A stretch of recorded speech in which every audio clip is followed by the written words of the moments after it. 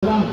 Okay, pagkatapos ng 1, anong kasunod na number? 2, 1, 2. Huwag mong lulukuran yung mga Diyos-Diyosan. Dito sa atin, maraming Diyos-Diyosan. Ano mga Diyos-Diyosan? Yung, lahat, lagi tayo nakatingin doon. Yung ating ari-arian, yung ating asawa, yung ating cellphone.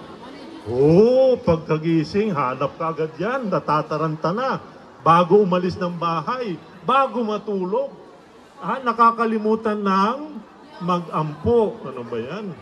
Okay, at ang matindi, yung maging Diyos natin ng ating sarili. Selfie. Kasi ako ang pinakagwapo, pinakamaganda. Ipapadala ko sa mga tao para ako ay makilala nila.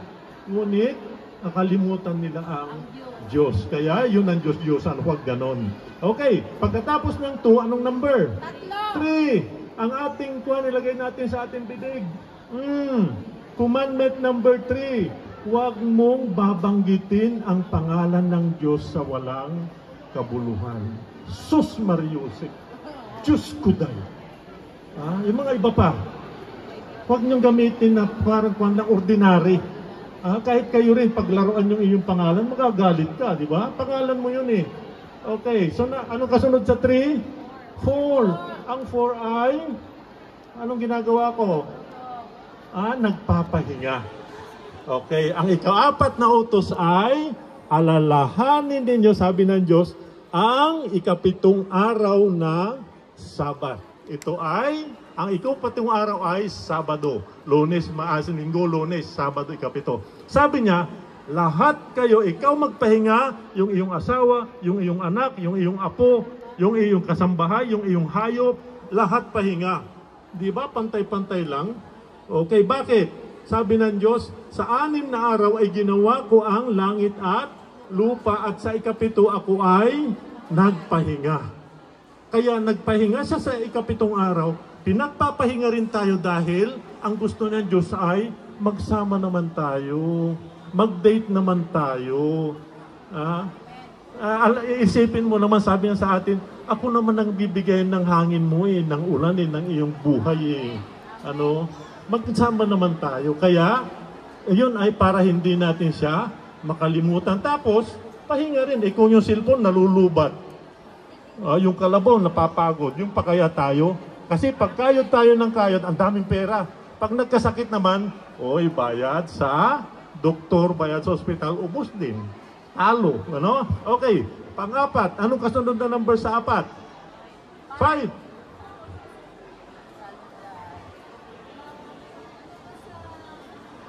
Okay, very good. Saludo. Igalang mo ang iyong mga magulang, ang iyong nanay at tatay. At anong pangako? Upang humaba ang iyong buhay. Hindi lang niya sinabi na kumain ka, mag-exercise ka, kumain ka ng prutas. Hindi. Ang sinabi ng Diyos ay sundin mo ang iyong mga magulang. Kung matanda na sila, alagaan mo sila. At may pagpapala. Okay, 5. Anong kasunod sa 5? 5 plus 1 equals 6. Nagalit ka. Kumuha ka ng kutsilyo, sinaksak mo yung kaaway mo. Natamaan sa puso, anong mangyari? Patay. Commandment number 6 ay huwag kang papatay. Diba? Madali lang, Okay. Okay, pagkatapos ng 6, anong kasunod na number? 7. 5 plus 2 equals 7. Okay, ito yung isang bahay. Sabi ang utos ng Panginoon, sa isang bahay, yung mag-asawa lang. Walang third party. Diba? Mahirap may third party, magulo, diba? Yun ang utos ng Diyos. Wag. Sa Tagalog, wag mangangalunya. Sa English daw, shall not covet adultery. Okay, pagkatapos ng 7, anong kasunod na number? 8. 4 plus 4 equals? May nawawalan daliri. Sa ibang bansa, pag gumawa ka ng masama, ng maling ito, ikaw ay puputulan ng daliri. Ano yon? Anong kasalanan yon? Huwag kang magnanakaw. Huwag kang magnanakaw. Thou shall not steal.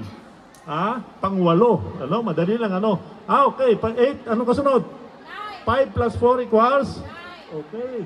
Takip na naman ang bibig. Ano kayang utos ito? Ang sabi niya ay huwag kang maritis. Bawal pala yun. Huwag kang magsinungaling. Ayaw ng Diyos ng sinungaling. Okay, pinakahuli. 5 plus 5, 10. Okay, may bakod. Uy, sumampa. Ay, ang ganda ng kutsi ng sasakyan ng kapitbahay. Ang ganda ng washing machine niya. Ang ganda ng asawa niya. Sabi niya ay bawal mag-inggit. Huwag mag-imbot. Kung anong mayroon sa'yo na lang yon. So yan yung 10 utos. At ang sabi ng Diyos, kung mahal mo ako, ay sundin mo yung aking mga utos. Marami ba? 10 lang eh. Di ba? Pero tutulungan niya tayo na ito ay masunod natin. At hindi lang yon. Hindi lang sakit, hindi ang kanyang tatanggalin. May pangako pa siya sa John 14:1-3. Sabi niya, huwag kayong mamroblema. Let not your heart be troubled, sabi niya. Manampalataya kayo sa akin, sabi ni Jesus. At doon sa bahay ng aking ama ay maraming matitirahan, maraming tahanan. Sabi sa isang version, maraming mansyon. Ako ay pupunta ron at ipaghahanda ko kayo isa-isa. Ate, may nakamansyon ka? Nakatira ka sa mansyon? May mansyon ka? Wala. Sinong may mansyon dito? Wala, kahit ako rin. Pero sabi niya rito ay igagawa ko kayo at pag natapos ko, babalik ako rito, sabi ni Jesus, at kukunin ko kayo, kung nasaan ako ay nandoon din kayo. Libre yun. At ang sabi pa ron, pag yung Bible nandoon lahat ang mangyayari.